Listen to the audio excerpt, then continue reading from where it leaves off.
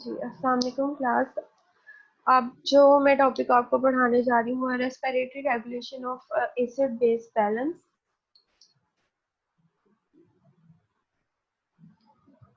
हम लोग पढ़ रहे हैं रेस्पिरेटरी सिस्टम और इसका एक छोटा सा टॉपिक है acid base balance. Acid base balance है क्या?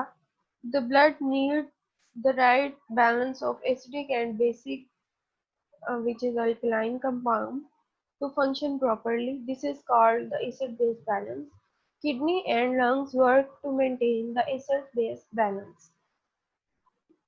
मतलब हमारी बॉडी में मतलब ब्लड में एसिडिक और बेसिक कंपाउंड्स हैं जिनको राइट अमाउंट में प्रेजेंट होना चाहिए इन द बॉडी और इन द ब्लड। और जो हमारे किडनी और लंग्स है they work to maintain the acid base balance. ये कंट्रोल करते हैं और उसको इक्विलिब्रियम में रखते हैं। The acid base balance is vital for normal bodily functions. When this equilibrium is disrupted, it can lead to severe symptoms such as arrhythmias and seizures. Therefore, this balance is tightly regulated. In this article, we will look at the buffering system, responses of respiratory system, and relevant clinical conditions. The respiratory system contribute to the balance of acid and base in the body by regulating the blood level of carbonic acid. ठीक है? Carbon dioxide in the blood readily react with water to form carbonic acid. The level of carbon dioxide and carbonic acid in the blood are in equilibrium. Buffering system, the blood has ability to be resistant। ये जो है figure 26.42 इस, ये इसको लिखा हुआ है, इसका ये कट कर लीजिएगा आप लोग इस इक्वेशन को लिखा हुआ। The blood has ability to be resistant to small changes in the pH, which is characteristic known as buffering. This is due to the basal level of bicarbonate and hydrogen ion in the blood. The chemical reaction is given by carbon dioxide plus water। इसमें कार्बनिक acid बना और hydrogen ions बनेंगे, ठीक है। और ये जो है HCO3 और H प्लस, इसका जो है एक लेवल है इन द ब्लड और a small change in the pH जो है वो और उसको ब्लड जो है उसको डिटेक्ट कर लेगा, ठीक है। और फिर बफरिंग सिस्टम वहाँ पे एक्ट होगा। This reaction can be used to control the pH, as will be discussed in next section. For example, in metabolically active tissues,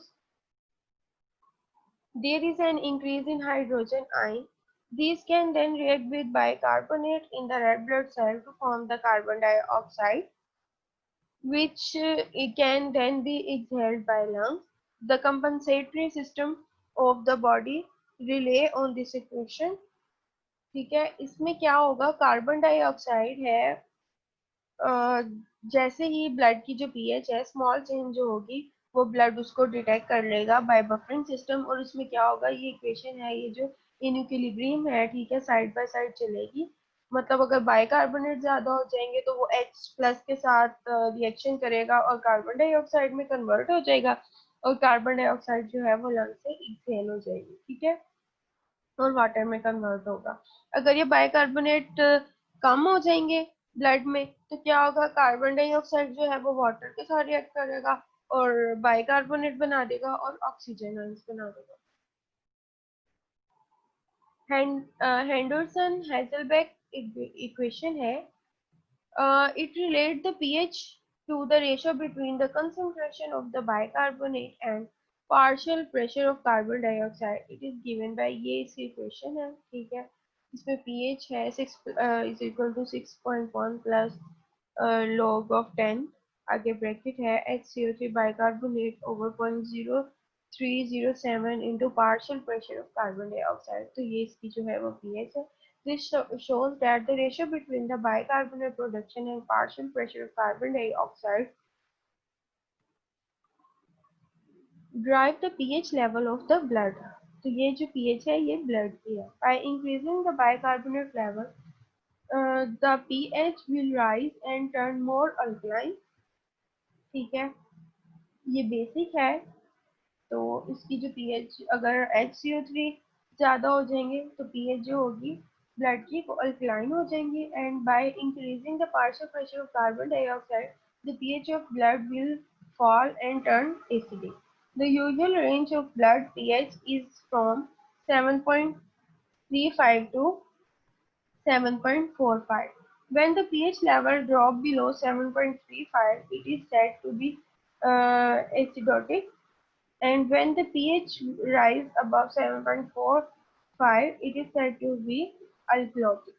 ठीक है, जब बाइकार्बोनेट ज्यादा हो जाएंगे तो पीएच अल्कलाइन हो जाएगी, और जब partial pressure of carbon dioxide जो है वो राइज करेगा तो जो पीएच भी राइज हो जाएगी और टर्न एसिडिक हो जाएगी। और जो है एसिडिक पीएच है वो है बिलो 7.35, और जो अगर पीएच जो है राइज कर जाएगी, मतलब 7.45 से राइज हो जाएगी, तो ये अल्कलोटिक होगी। How is balance restored? When the blood pH deviates from normal range, there are two body systems which are activated to restore equilibrium. The respiratory system alter the respiratory rate to change the concentration of carbon dioxide in blood, while the urinary system, which is the kidney, changes the reabsorption or production of bicarbonate or hydrogen ion. This is known as compensation.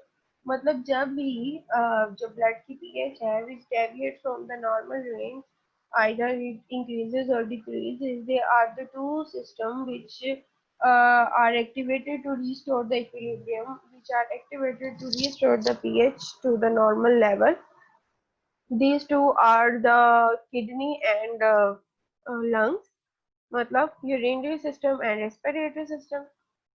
Respiratory system alter the respiratory rate, मतलब उसने क्या करना है, अगर bicarbonate increase हो गए हैं तो बाइकार्बोनेट हाइड्रोजन के साथ रिएक्ट करके कार्बन डाइऑक्साइड और वाटर बनाना है, और जो कार्बन डाइऑक्साइड है वो लंग से जो है सिक्रीट आउट हो जाएगी। ठीक है, और अगर जो है to change the concentration of carbon dioxide in blood, ये रेस्पिरेटरी सिस्टम में कर रहा है, और यूरिनरी सिस्टम ने क्या करना है, चेंजेस द रीअब्जॉर्प्शन और प्रोडक्शन ऑफ बाइकार्बोनेट और हाइड्रोजन आयन। ठीक है, ये हम लोगों ने काफी डिटेल में पढ़ा था यूरिनरी सिस्टम में, रीनल सिस्टम में, कि किस तरह जो है वो हाइड्रोजन आयन की सिक्रेशन होती है, कार्बन डाइऑक्साइड और डिफरेंट जो भी है सब कुछ आयंस, उन सब का हम लोगों ने डिटेल में पढ़ा था। तो इसने क्या करना है, उसकी रीअब्जॉर्प्शन करवा देनी है और प्रोडक्शन ऑफ बाइकार्बोनेट और hydrogen, this is known as compensation. अब रेस्पिरेटरी रिस्पॉन्स में क्या है, there is complex regulatory mechanism for changing the respiratory rate. Chemoreceptor detect the level of certain molecules in the blood. ये हम लोगों ने अभी, मैंने आपको लास्ट लेक्चर में बताया था कि chemoreceptors जो हैं, these are the sensors which detect the change in partial pressure of carbon dioxide, oxygen and the pH. ठीक है, इन्होंने डिटेक्ट करना है certain molecule in the blood and alter the respiratory rate accordingly. ठीक है, peripheral chemoreceptor in carotid sinus and aortic sinus, aortic arch, ये मैंने आपको बताया कि कीमोरिसेप्टर्स कहाँ है, कैरोटिड बॉडी कीमोरिसेप्टर है और एओर्टिक बॉडी कीमोरिसेप्टर्स है। इन्होंने क्या करना है, signal to the brain stem via cranial nerve to alter the respiratory rate. इन्होंने जो है सिग्नल्स को ट्रांसफर करना है, peripheral chemoreceptor they take signal to the brain stem via cranial nerve to alter the respiratory rate. Central chemoreceptor function via different method. When there is a rise in carbon dioxide in the blood, it can diffuse into cerebrospinal fluid. As it is small molecule, an enzyme called carbonic anhydrase can then turn carbon dioxide and water into bicarbonate and hydrogen ions. Hydrogen ions are then sensed by chemical receptors which alter the respiratory rate directly. ठीक है, ये था हमारा आज का lecture.